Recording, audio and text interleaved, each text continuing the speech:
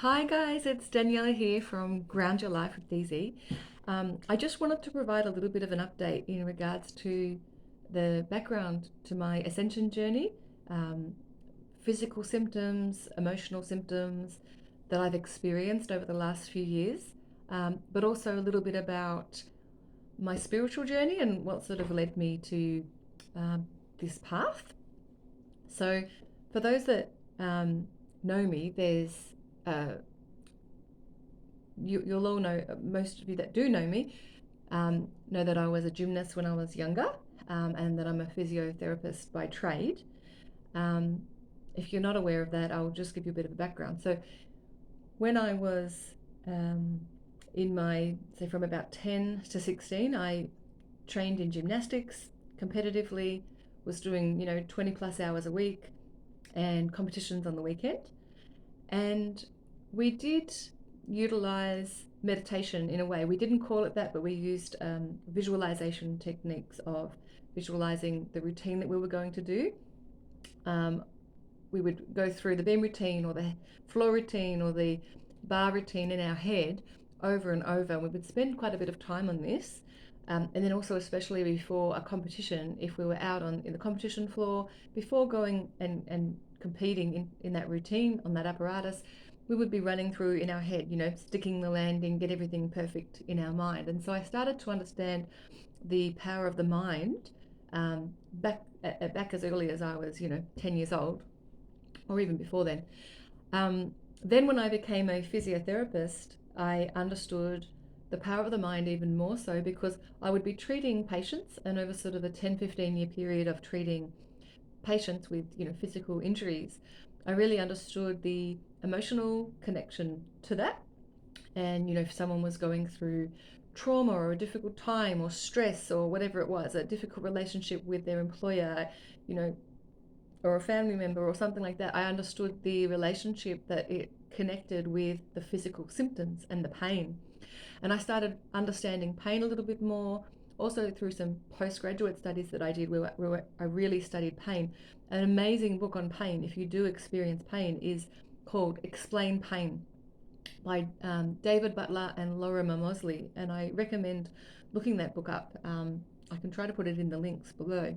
But Explain Pain really opened my eyes into the uh, neurophysiology of pain.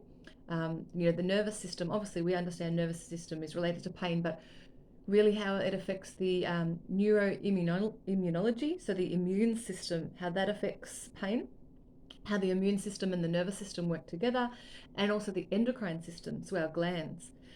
And that really fitted into, I had a big passion for yoga, and even more so now, I practice yoga nearly every day, just my own self practice sort of in the backyard.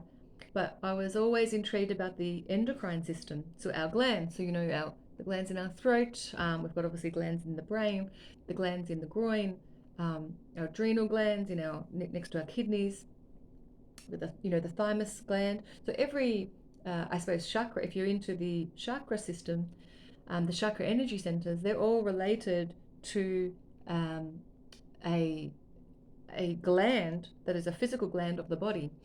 And so it was all sort of coming together for me, but I couldn't quite put it together. But I knew that all of these concepts I needed to understand further. Um, I understood that as a physiotherapist, I could treat a patient, and it wasn't necessarily what I did physically with them, even though I was using evidence based methods. But it was more about my intention towards them, that I wanted them to get better, that I was sending them, compassionate healing, that I was empowering them to um, think that they could get better. And I understood the power of the placebo effect.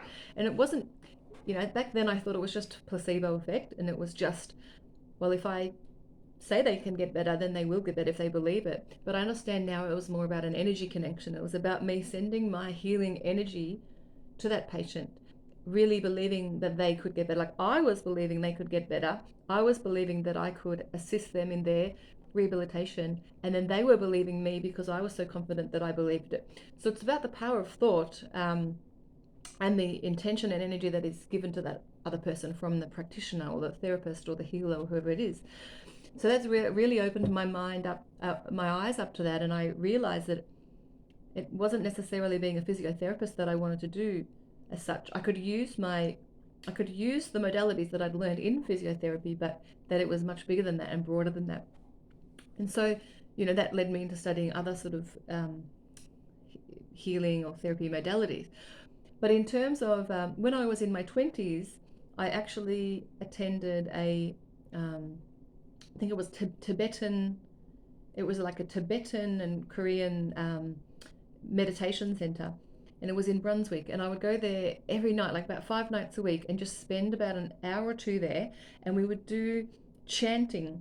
And it would sort of be something like, I'm not very good at it, but Sumadika. And there were specific words that were written on like a clipboard that the instructor or the facilitator, this like old Tibetan man, would do it with us, and then we would have to do it on our own and repeat like 5-10 times, and then go on to the next sort of level. And then it became more about the etheric body. So if you think of sort of the aura and the body that of energy around us, the etheric body, we would use that. But I didn't know it at the time in my 20s what that was. But I just did this meditation and knew that I felt amazing afterwards. And so we would use our hands, and we would sort of be running really slowly across our body and scanning, and even holding our hands out for a long period of time. I'm talking like 5-10 minutes just with the arms out in front and having to just breathe and hold the hands. Then it was a posture, maybe I can't even remember now, but holding our body in a difficult posture. It was a simple posture, but it was difficult in that it was very fatiguing on the muscles of the body and the joints, and our mind would have to overcome that. And that taught me the power of the mind, so the resilience, that if you didn't think you could hold any longer, but you tell yourself, yeah, I can do it, there's just like another 2 minutes on the clock or whatever it is. And so I was introduced to resilience and the power of the mind in gymnastics, then in physiotherapy, and then also in this meditation, this chanting. And I suppose it all came together more through my awakening process in the last couple of years, and understanding. I mean, I always knew about the chakra systems or energy systems, and I always understood there was this other sort of powerful energy that we have inside of us, but now understanding about frequency and vibration and entrainment. And so entrainment is when, and this is what I learned in my sound therapy course, entrainment is when if someone is resonating at a specific frequency, so if it's a really high frequency, love, compassion, joy, peace, gratitude, and they're talking next to someone that is of a lower frequency, shame, guilt, fear, whichever one is vibrating in the stronger frequency. So if the person in the high frequency is really strong in their frequency, sitting in that frequency, and they connect with that other person, they're going to bring that person up to them. That's entrainment, matching. Vice versa, if the person in the fear, guilt, shame mode is stronger, so, victim mode, very, very entrenched in that pain and victim approach, they're going to bring that other person down to them. And so that's when you've been around certain people, you might think, wow, I was around that person for an hour and I feel horrible. I feel like I've lowered, something's happened. Or vice versa, when I'm around this person, I feel amazing and they're so fun to be around with, or, positive to be around. So entrainment is a proven scientific approach, method that it's even shown in clocks, clocks that the pendulum clocks, like in a shop, old clock shop. If some of them are ticking at a certain tick, and you bring in another clock that's not, after a while, it will tick at the same rate of timing as the other one.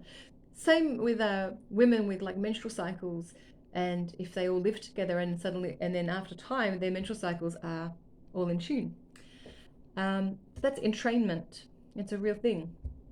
I think the other part of my ascension journey was researching Nikola Tesla's work. So he talks about energy, frequency, and vibration being everything. And I used to, when I was even studying physiotherapy, and as I went through uni, I used to think to myself, yeah, your body is a ball of chemistry. We're all a ball of chemistry of lots of cells and fluids moving through. And therefore, if we're a ball of chemistry, then we can work that. we can mold it, change it. So I was always of the belief, I truly, truly, truly believe that every single person that I saw as a physio, I could treat and heal and get better. Or not heal, but I could assist them to rehabilitate. I believe that the body can rehabilitate from anything. And I believe it can rehabilitate from more things than we're told. You know, we're often told, oh no, you know, the nerves won't grow from here, or you can't get better from here, or this is the best you're ever going to get. You know, those sort of words that often orthopedic surgeons or specialists and that would often say. It really, really upsets me because I know that we can always improve and rehabilitate if our mind thinks that we can. So I always sort of had that background. Then when it came in the last couple of years with this whole awakening of everything around, you know, the virus that's going around, I was always of the belief that we can heal ourselves and our immune systems. But I started getting some interesting symptoms. I've always had sort of these headaches, but I had the ringing in the ears. You know, that was really over the last maybe 5-10 years, but especially in the last 2 years. The ringing in the ears, I always think, what am I hearing here? Ding! Laying in bed or whatever. And now I understand it's this frequency, it's a tuning, and it's these light codes coming in. Solar energies, galactic energies coming in. And it's just bombarding onto the earth, onto the humans. Comment below if you have the ringing of the ears. The other symptoms that I was getting was interesting on my skin. So I was getting really dryness around the hands, and I was getting dryness around the feet, and almost like scaly, like it's like literally I was scales on my feet, the top of my feet. And I was thinking, what is going on here? And it wasn't until I was, watching some other YouTube videos and people were commenting that they were having the same symptoms. And so what else have I had? I had also, because I had 2 pregnancies during this time, especially my last pregnancy of my 19-month-old, I had a lot of nausea, but I always thought it was just the pregnancy, but now I realize I think it was a bit just the actual timing of that pregnancy as well, with the energies of the earth, the frequencies that were coming in, because I do experience nausea on and off, and I've actually had significant nausea in the last week. So if you have had any significant nausea, comment below as well. I know that grounding doing anything grounding really, really helps that. And probably last of all, one of my other main symptoms has been the saliva. Like, so again, through the pregnancy I had that, but increased saliva, or some interesting things with swallowing, and a funny thing going on in my throat. Now, whether that's from, if you believe in soul reincarnation, and which I do, and past life sort of stuff, I believe it's had to do with that. I had a past life regression, and it cleared my throat issues where I was having trouble swallowing.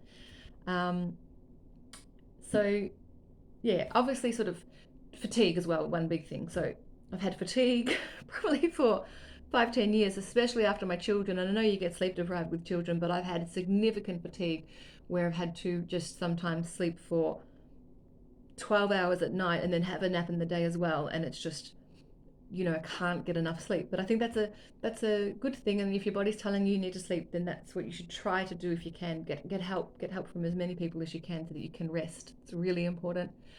Rest, water, and sunlight, I would say, are the 3 most important things in assisting in your ascension journey and any ascension symptoms at the moment. So I would love to hear about your journeys through ascension or awakening, or whatever you want to call it. I would love to hear about any symptoms that you're going through at the moment, so that others can see what like-minded souls are experiencing as well. Please like, subscribe, and comment below, and I'll be back with more videos. Thank you.